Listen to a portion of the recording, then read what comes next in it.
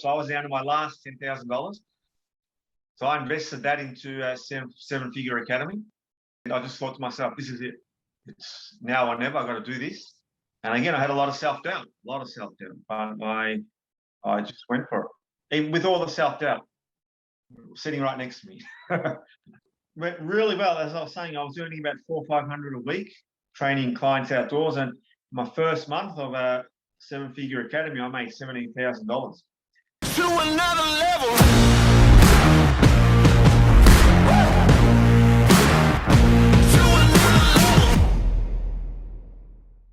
Welcome, guys, back to the Student Spotlight. My name is Callum Holt. I work with Luke Hawkins. Today, we are joined by Ihsan Tuncel. He's a personal trainer turned coach who's focused on helping women who are struggling with self-doubt and fatigue to live with belief and optimal health, which is pretty cool. He's gone through a bunch of our programs through Seven Figure Academy and our Inner Circle programs. And I really wanted to bring you on, mate, to have you share your story because you've had a lot of success, and I just think you're a top bloke as well. Thank you. And I want you to share that with everyone. So, mate, welcome to the podcast. And if you can, take the mic and bring everyone up to speed with your story, what you're doing before coaching, before PT, how you got to where you are. That'd be epic, man. Thanks for being here. All right. Thanks for that great intro, Cal. Nice to be on board. Yeah, so a bit about my story. All right. So I was working in a kebab shop in 2006, earning like $10 an hour. And I guess that's when my life really, I really realized my life is not what I wanted to be, and I was very unhappy. And I was also broke anyway, and I had no purpose or no vision or anything, and it was weird. I just kind of surrendered to I guess the process, and I was guided towards personal training. And I think that was a platform for me to get to where I am now. But yeah, I think that was the best thing I did in my life, and that was to take the plunge and just get into an area, a different career. And even though I had no confidence and belief, I still did it. And I became a personal trainer, and I did really well. I was a six-figure personal trainer for since day one, and I was getting really good results, but I realized it's not enough.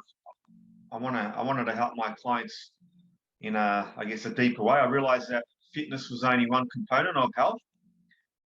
So I became a holistic health coach. I studied at the Czech Institute with Paul Czech, and his teachings were amazing. I'd have to say he's up there as one of my number one mentors, and his teachings also transformed my health because I had a lot of health issues. And I witnessed my dad pass away when he was 58. So that was that really made me think, because I realized I don't want to go down that path. I want to do whatever I can to be healthy. So what I learned from the Czech Institute really transformed my health, and I'm happy to say and proud to say that I'm getting healthier, even as I age. And so I became a holistic health coach, but I really didn't know how to implement my teachings on the business side of things. I knew I had a wealth of knowledge, but I was looking at other, coaches, and I realized I've got so much more knowledge, but they're doing, better than me in terms of business. So that made me think. And I also, at that stage, I was doing personal training, and I was implementing my holistic health knowledge into my personal training. But then I stumbled across Luke Hawkins, and I wanted to study NLP because I really wanted to study the mind. So in 2018, I studied NLP with Luke Hawkins, which was brilliant. And yeah, I learned so much. And I think I really resonated with Luke Hawkins because I saw a part of me in him. I saw a guy that was at rock bottom and had a lot of self-doubt, had a lot of inner demons with himself, and he transformed his career, and he was transforming lives. I go, wow, this is so cool. I go, because I thought, if he can do it, so can I. So I did NLP, I did hypnotherapy, and I did the Seven Figure Academy. And And just as I did that, COVID hit. So my personal training business went out the window. So I was training clients outside, earning about $400-500 a week. And I was like, shit, what am I going to do now? So I did Seven Figure Academy, and it made me realize that I've got a lot of knowledge and I want to help as many people as I can. So I've got to overcome my psychological, hurdles, and also learn some good strategies. So I joined the Inner Circle, and that was, I guess, the game changer. And it's helped me identify where to, guide my knowledge and my business. I've identified my niche, etc., and now it's just growing and getting better and better. Yeah, nice, man. So I'd love to. There's a part in there, and this is great. This is like new material for me as well. Like connected with you before, but having the opportunity to connect deeper is amazing. So many people would get stuck at step one when you're in the kebab shop. And so many people are stuck in the metaphorical kebab shop, right? Like knowing that they can't do this forever, knowing that like $10 an hour isn't going to cut it, and wanting more, but having a lot of self-doubt and uncertainty around that. Like, how did you get yourself to take that second step, even not even worry about coaching, but just into PT? Like to take that step of doing something different.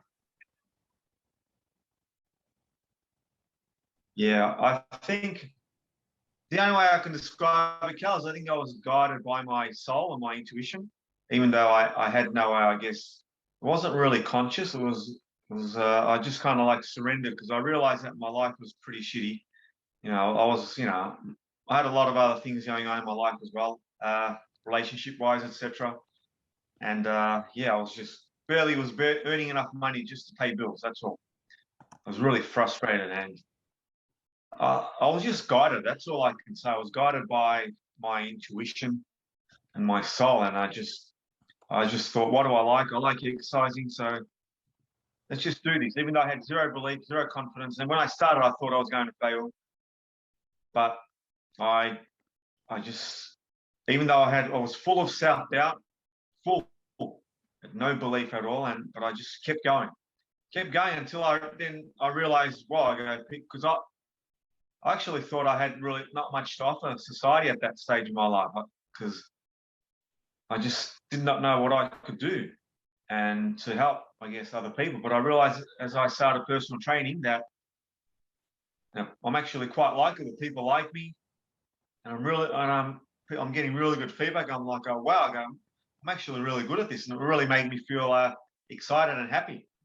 And for me, it was a huge step, because from earning $10 an hour to $100 an hour was like, whoa, what is this? You know what I mean? Yeah. Yeah, it was like a new world, but yeah, it was great. Yeah. Totally, man. Like I remember when I was really good. Yeah, when I first got into PT, and I still remember signing my first client, and it wasn't even like, it was for like, I think it was for like $45 a session, but it was still like, oh my God, I just like did the thing. Like someone's giving me their credit card details, and like they want me to help them. Like, yeah, it was a crazy kind of revelation moment that you kind of have. Yeah, I think it's almost like, hold on a minute, if I can take this step, I can take another step, and then another step. You know what I mean? Yeah. Yeah. And it just builds on itself. Yeah. So yeah, that's amazing. Were you with your PT business? Were you running out of were you out of a gym, like paying rent, or were you what was the structure of that PT? Yeah, I was working out of Fitness First. Oh yeah, cool. Here in Richmond. Was that a good life? Okay, yeah. Well, they're the same, they're owned by the same company. Probably. Yeah. Same. They are.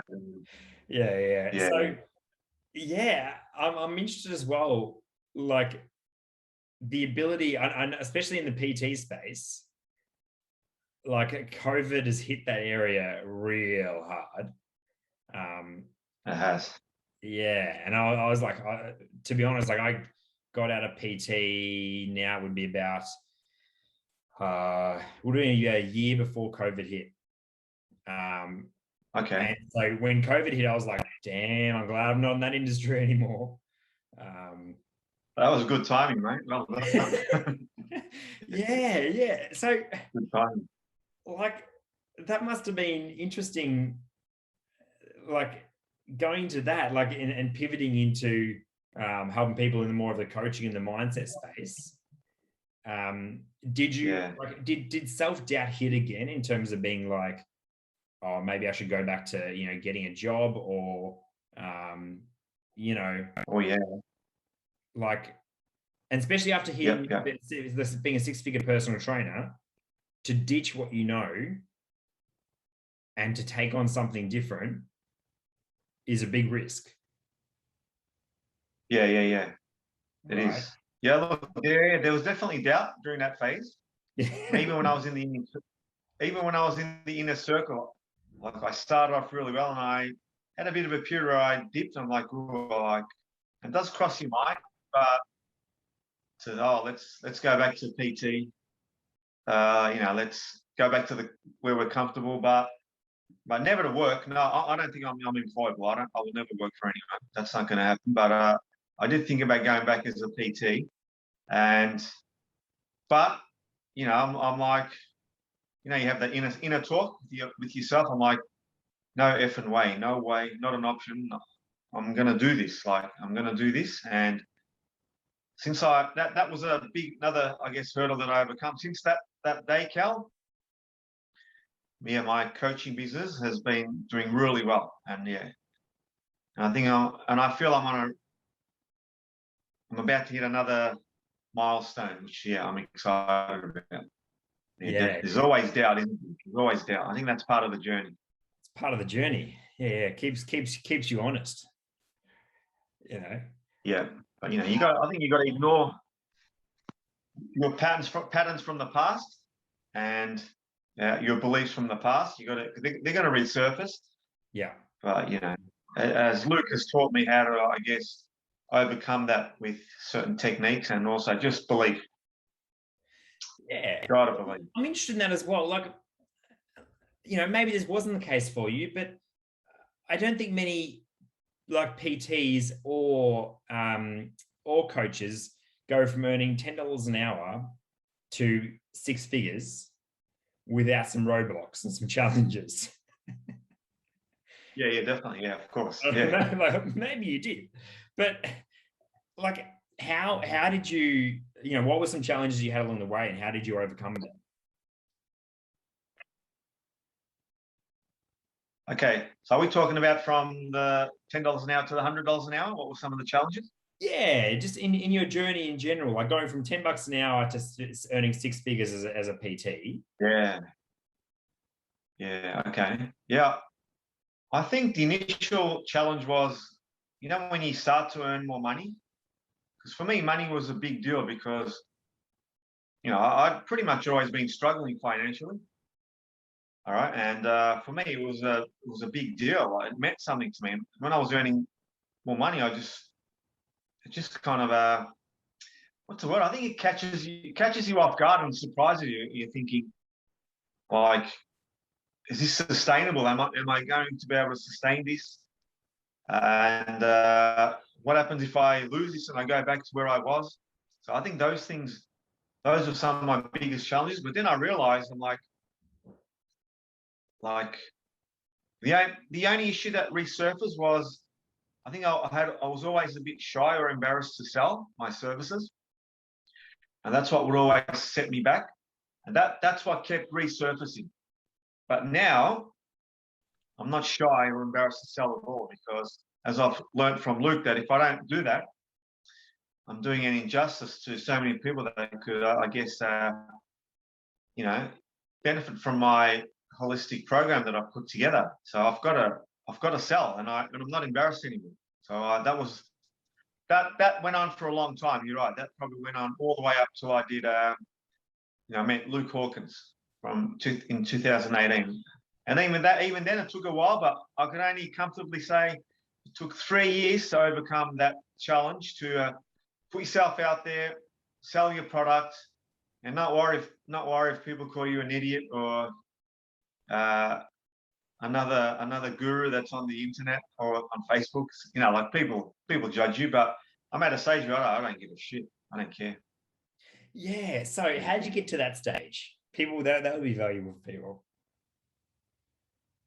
I think when I got results from my clients and all the feedback my clients were saying, and the transformation that I'm seeing with my clients who are very unhealthy and very low in confidence, and now they're just full of vitality and energy and belief, and that just made me realize, hey, my program is actually helping and really transforming women's lives. So that made me see that there's nothing to doubt here, provided the clients do the work. There's nothing wrong with my program, and I've got 15, 20 years of knowledge in that program. So that was the results from my clients. That really made me cement my belief in myself and my program. Yeah, I think that really helps getting results. Yeah. Yeah. I think it's look, it's a hard thing to, like, you can't have results until you get results, right? It's one of those kind of things, but oh yeah. It's kind of like fake it till you make it in some ways. I've tried that one. Yeah, haven't we all? But yeah, I mean, yeah, exactly. Once you start getting those, like the actual results, it backs up what you're like, yes, what I am selling actually does make a difference, and that real world, like, yourself. So yeah, that's amazing. Okay, cool. And so in terms of then going from like that transition for you of like transitioning from like PT into coaching, has that been the main challenge that you've had to deal with, or have there been other challenges along the way with, transitioning into coaching?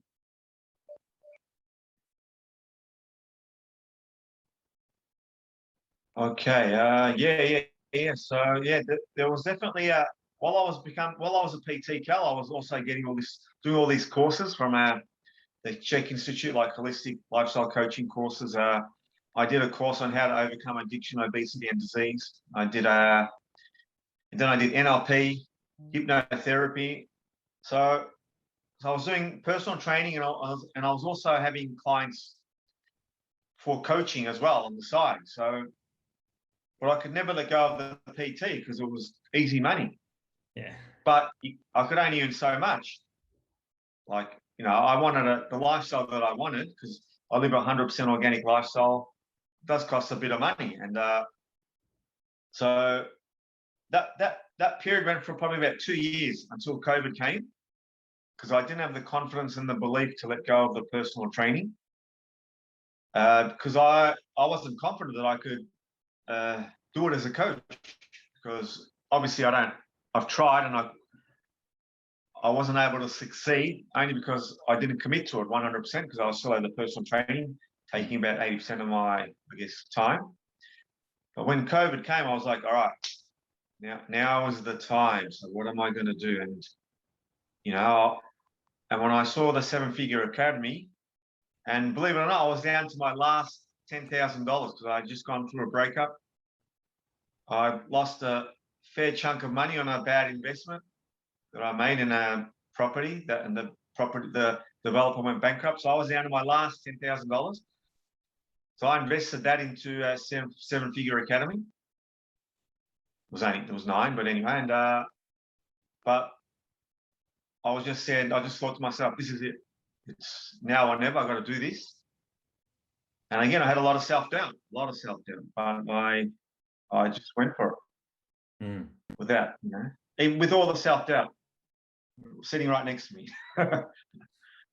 Yeah, I love that, man, because it's like, I think it's like one of those examples. It seems to be like that consistent example as well for your journey, that like, just because you are feeling, self-doubt and those potentially unproductive emotions, it doesn't mean you can't take action. Like you can actually feel, you know, that those emotions and still do the do. Yeah, for sure. Yeah, it's very powerful. Yeah, once that gets ingrained into your nervous system, I don't think nothing can stop you. Yeah. Yeah, 100%. Yeah, I love that, man. So talk to me about your success now. Where you at with the business? Okay, so yeah, well, I joined Seven Figure Academy, which was really good, but again, during that process, created a lot of fear because I was like, wow, I realized what's required, like to have a successful coaching business, and it's a hell of a lot of work. And I've got two boys, so their time is also sacred to me. When it's their time, like they have priority, to be honest. And but so I've implemented the business next to them, and yeah, it went really well. As I was saying, I was earning about 400 or 500 a week training clients outdoors, and my first month of a seven-figure academy, I made $17,000. And to be honest, I didn't really implement none of the marketing strategies. I had already had a big audience on Facebook because I've been posting out really good content for years. Yeah. But I was doing that to get I guess maybe an ego boost. Wasn't really what's it called when you do those posts and it gives you what's it called, Cal? It gives you like a bit of a feel good thing when you get all these likes. Is it name? Yeah. I know, like it's just like an engagement post. Yeah, but anyway, yeah, I was doing it just to get attention, I guess. Yeah. But I did want to share knowledge, but I had already had a big audience, and I've given them so much information over the years, and I thought I'm just going to focus on them. So I just started selling. So that was the biggest change. I wasn't afraid or embarrassed to sell. Yeah. And that was the biggest factor in the month one. Yeah. So yeah, huge. I just wanted to make sure I heard that right. Did you say in your first week after 7FA that you banked 17,000? First month. That was month one. First month. I was like, did I hear that right? Okay. Epic. Yeah. I was like, oh damn, that's solid. That's awesome. So that's amazing. What's happened since then?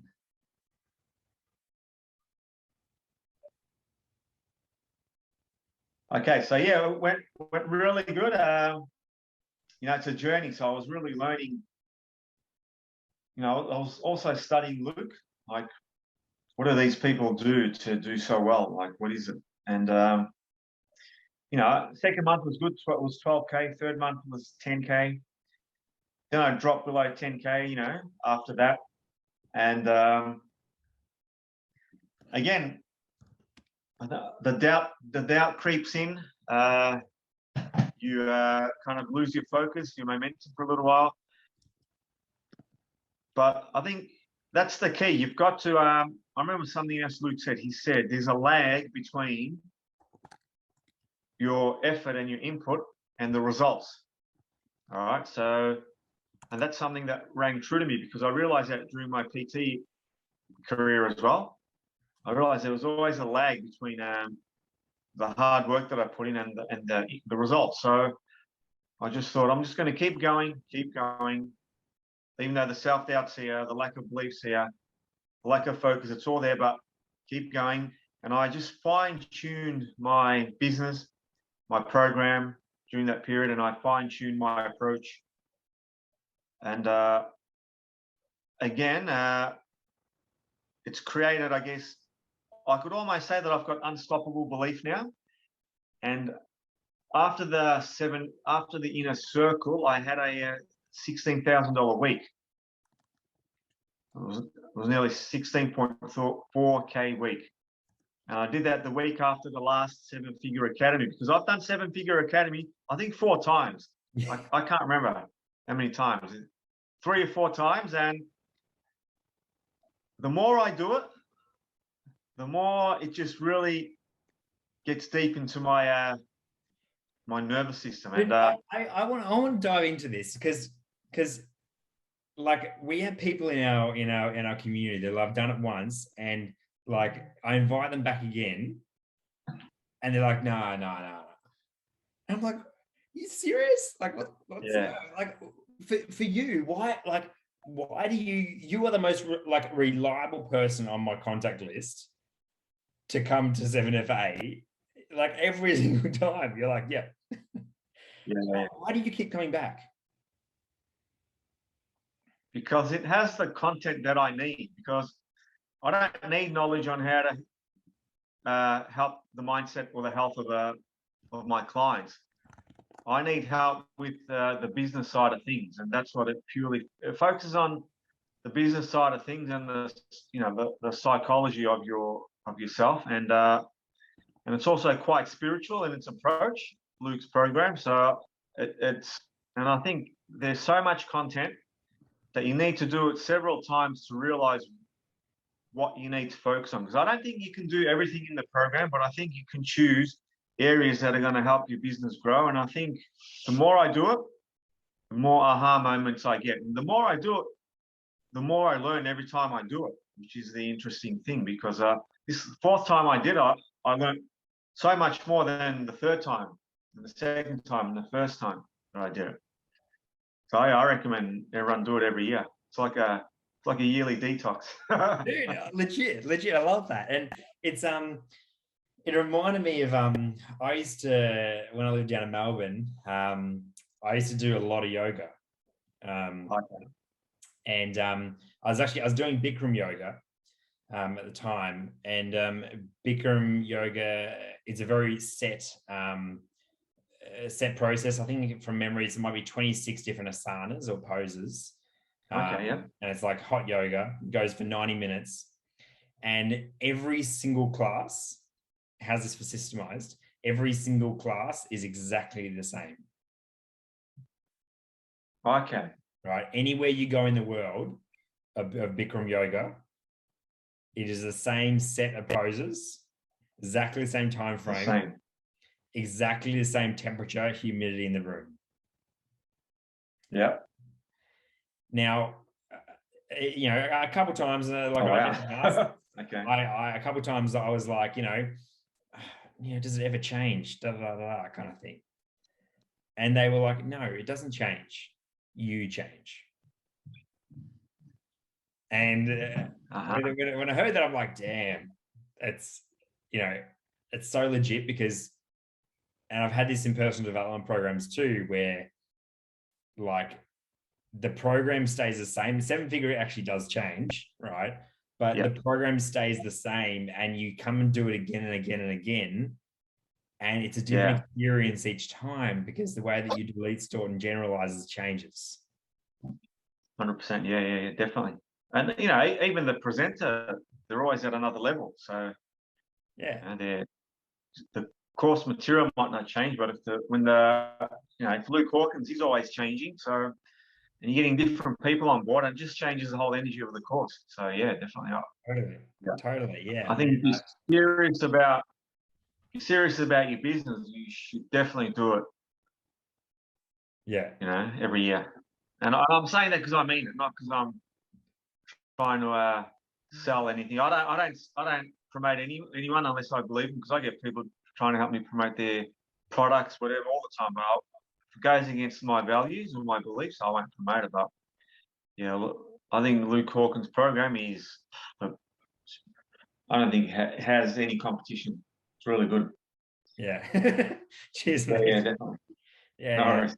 No, we definitely appreciate that. And it's a funny thing, because it hasn't always been like that. I actually did the very first one when he launched it. Yeah. Did you do that with me? In maybe. What year was that, Joe? That was 2019? December 19. Yeah, I would have done it. Yeah, I did it. Yes, that was the first one. And it was interesting. It was rough. It was okay. it was great. It was an incredible experience. And but it was like way too much content, and it was like super like fire hose of information, and just trying to like take it all in. Whereas now it's significantly more. Sure. So yes, that's amazing. So Definitely. It is. Yeah, I'd love to hear for you and your business. Speaking to like other coaches and that kind of thing as well. What's working really, really well for you? In generating leads, in making sales, program delivery, like nitty gritty. What's some golden nuggets that people could implement? Yeah. All right. Cool. All right. So, in terms of getting leads, I think what I post on social media, I try to only post what's going to help my audience to the best of my ability. I don't always succeed, but I look at the clients that I'm attracting and the challenges that they're facing. And I meditate on it. I just think, what would these people need? How can I help these people? Because I meditate every night, and that's when I get a lot of my ideas. So, and I just think usually the things that help my clients or audience the most are the posts that get the least likes, because I think they can be a bit confronting. But yeah, I think we're living in a society where we sugarcoat too many things. I think, it's a victim-based society. So my coaching is probably a bit different. I'm more about I use my masculine energy to coach women. So they really like it, because as I learned from Luke, I want them to make quick decisions and just take action. All right. So that's my coaching. I get my results because I hold my clients accountable. I tell them you have to take action, and I'm prepared to let them go. And I think my clients like that, because they realize that I'm not doing it like it's not about the money. I want to see them get results. So I think that's another good way that I'm getting referrals. I'm getting a lot of referrals is because my clients are getting results, and they know that I truly want them to transform. Mm-hmm. And when they see this, they're more than happy to give me referrals. So that's one way. And putting up good posts on social media, and responding to these people that like your post, I think is another great way. Yeah. That's hard work. I don't always have the time for that. And but yeah, I'm getting mainly my clients from referrals, and I guess social media, and just like even when I go outside now, when I talk to people, I talk to ladies about my program, and I thank Luke Hawkins for this, because he told me that it's my duty to sell my program, so I want to help humanity, especially what's going on now, which I won't get into because I'll fire up. But yeah, and this is going on YouTube, so don't mention any of the C words, B words, any words. No. But if humanity's not prepared to expand and grow after seeing what's happened now, if we're not prepared to become healthier and become empowered after all we're going through now, then nothing's going to wake them up. So I don't want people to end up in this victim-based poor health trap, okay? Because I think as humans, we're capable of so much more. We're designed to express optimal health, and we're designed to be confident, happy, and fulfilled and content. And I'm not really seeing that, because I firmly think it starts with the body. You've got to have a healthy body to have a healthy mind. So that's why I've incorporated both of those aspects into my program. So the mind is deeply infused into the body. So with a lot of my clients, I assess them first, but some of them I start with their body. Because if you're in an unhealthy body, then implementing change is very, very hard, because you're purely in a survival state. So depending on the client, usually most of the clients that I'm attracting, I have to start on their body. Once we get their body healthy, then it's a lot easier to empower, develop your mindset, etc., your personality. And that's how I'm getting a lot of my results, and I'm getting a lot of referrals that way. So yeah. That's what's working for me. Yeah, I love it, mate. I think a key point in there is having a product that, like, having a good product is a really good start. Yeah, definitely. Yeah, that helps. So yeah, I thought about what could I make that's different, because I looked at what's out there. So, and Luke did help me with this. He said I had 2 programs there. Let's combine them both. So, all right, so I did it. So combine my my mindset program with my holistic lifestyle program. Yeah. That's it. But yeah, it's working really well. Do you have any tips when it comes to, and potentially it's almost the same answer, but when it comes to like sales, do you have any tips in that case? All right. In terms of sales, I would just say I gauge everybody I talk to initially, because if they don't trust you, they're not going to buy from you. And if they don't really like you, they're not going to buy from you either. So I think you've got to build rapport. You've got to build the trust. You've got to create a relationship first. And you've got to show them that you actually care.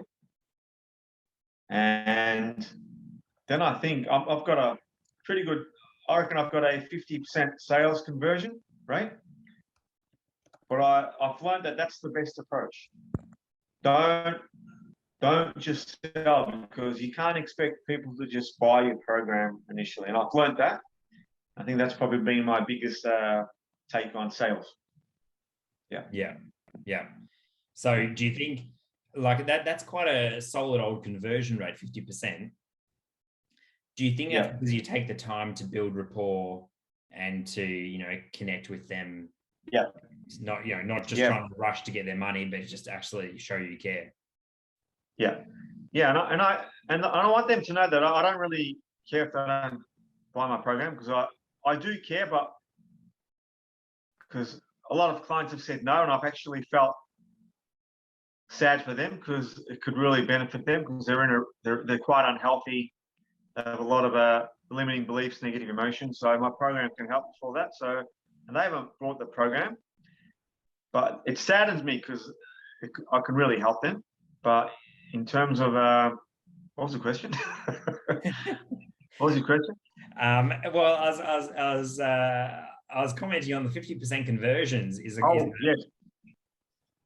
Yeah, well, initially it was probably about 20-30%, Cal. Yeah.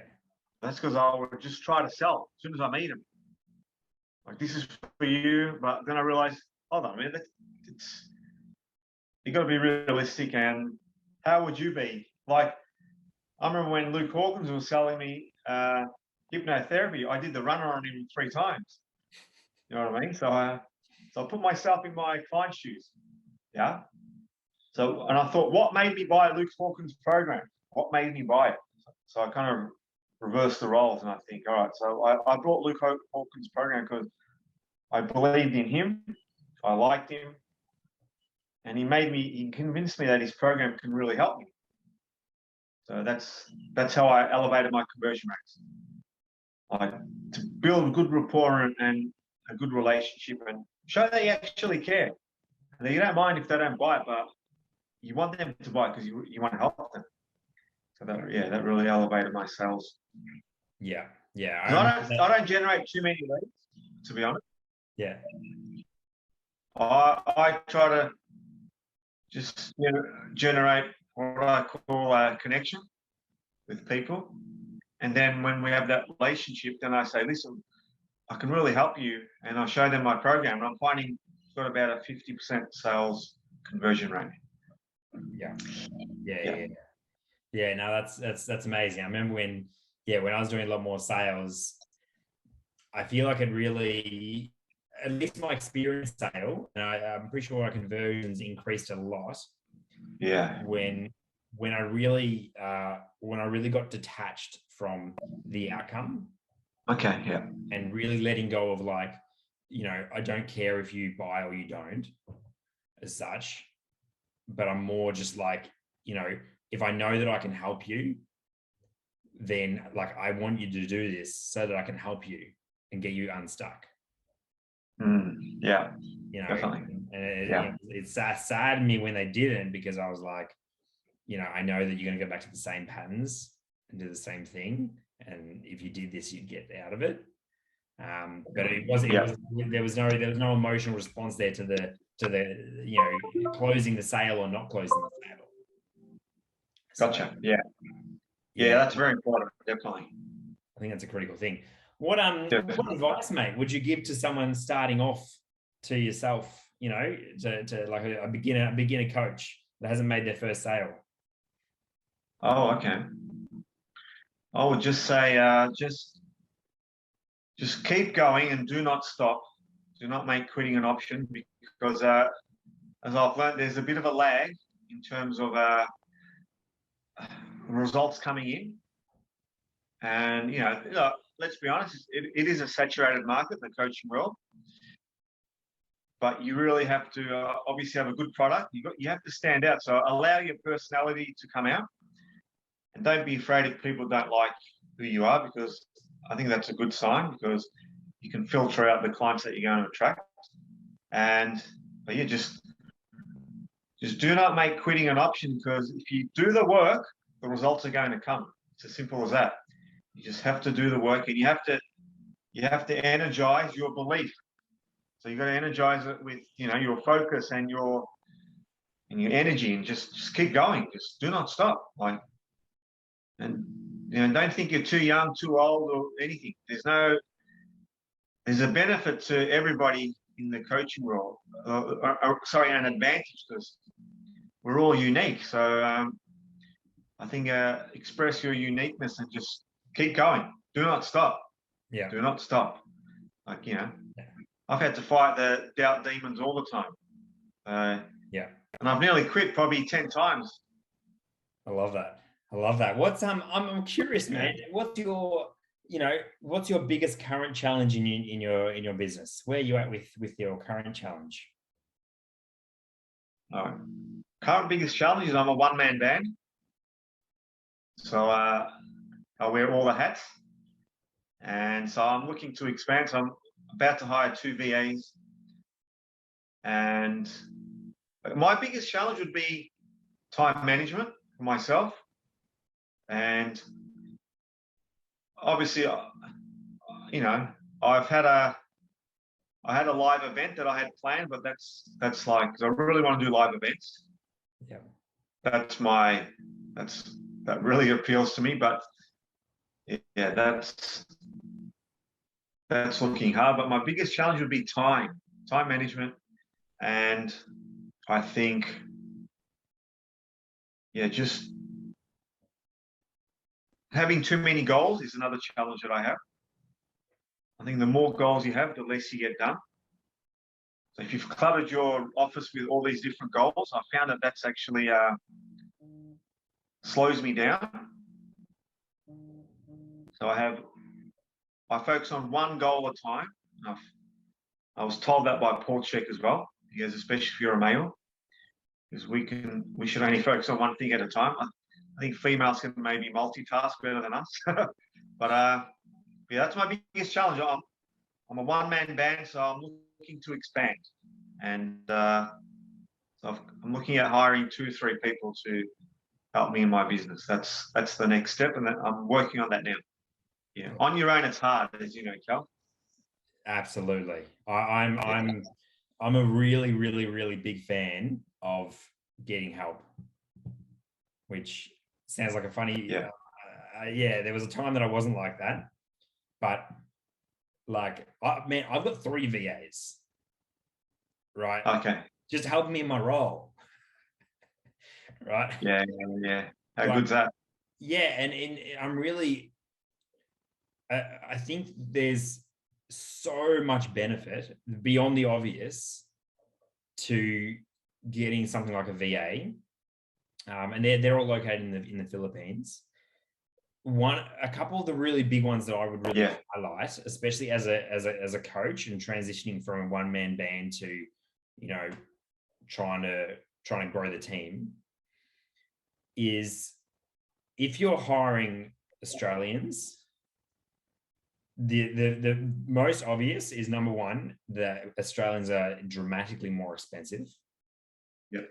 Right. Number two, like there's all the legal stuff, the superannuation, the tax, the contracts, the list goes on. Right. Yeah. It's a debacle. And then the other side of it is like hiring a VA. Like we pay our top VA, we pay them $4 an hour for US. Now, the really great thing there is like I'm getting experience in how to actually manage other people in my business. Yeah. For a very low price. And I'm sure they're very grateful, aren't they, from the Philippines? Man, I tell you, Australians like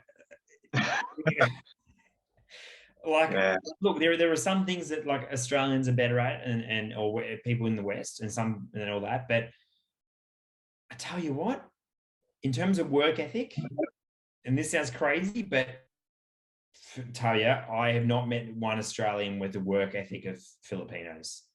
Yeah. Like they work like. I think you've heard this story in 7FA or that kind of thing. Like we've had our Filipinos, like we need to get a job done, and like they were like, no problem. Like I'll get up early, and we're like, it's gonna be early. And they're like 3 a.m. no problem. Yeah. Like, yeah, I know. What? How good is that? Yeah, like, I'm definitely going hiring from the Philippines. It's crazy. Like just that level of work ethic. Yeah. And there's also a soul experience here of like in what we're paying her for as a Filipino wage, it's actually she's on pretty good money. Yeah, okay. Yeah. She's actually building a 2-story house for herself and her family in the Philippines. Wow. How good is that? It also feels nice, it feels nice that you're helping someone in a semi-third world country like, improve their lives. It's just one person, but it's not like paying an Australian and on a Friday night, they're just going down the pub and sinking some beers. Yeah, yeah. It feels nice that it would be. Hiring someone in the Philippines, you're genuinely improving their quality of life. Yeah. Feels yeah, nice. It's awesome. It's like my pitch to hire VAs. So I got this interesting section that I do with everyone, and it's like my favorite section. Yeah. We finish off. All right. So it's I think it's 10 questions, and they're relatively rapid fire, and they're completely not related to what we're talking about. Oh, cool. Okay. So they're good fun. So when you're not working, mate, how do you like to spend your time? In nature. I love it. What are you currently reading?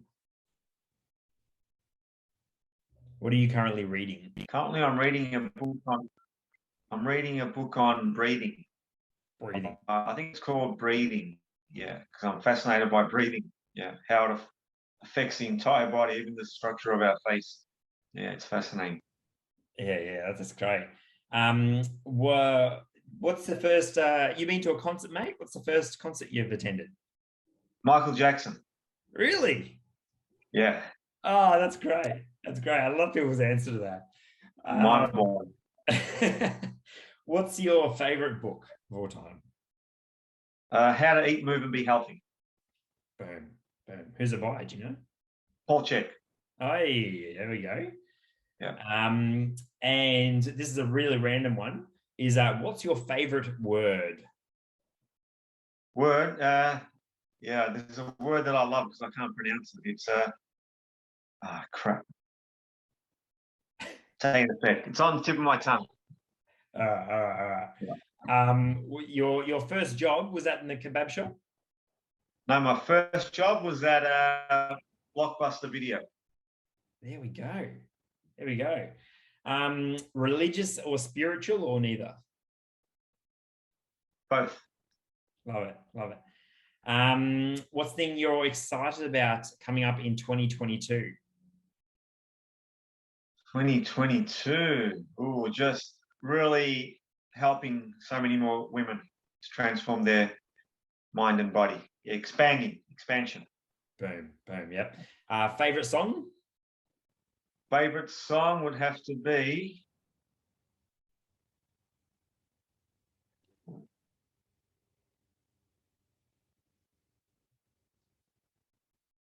You got me. I don't think Actually, I love. You know what? I love Greece. And what was that? I love Greece. You know the movie Greece. Yeah. I love the song Sandy. I love it. All right. And the last question, my favorite. If you were given a chance to explore the oceans, go to outer space, Yep. or visit 50 different countries, which one would you choose and why? I would say space Yeah, why? because I just find it mind-boggling. Yeah, I love Yeah. it. So yeah, and I'd love to see the planet because yeah, apparently when you see the planet from space, you don't see any more race or religion or division. You just see a one species or one big country. Yeah. Yeah. There's a name for that. I can't remember what it was. No, I know what you mean. Yeah.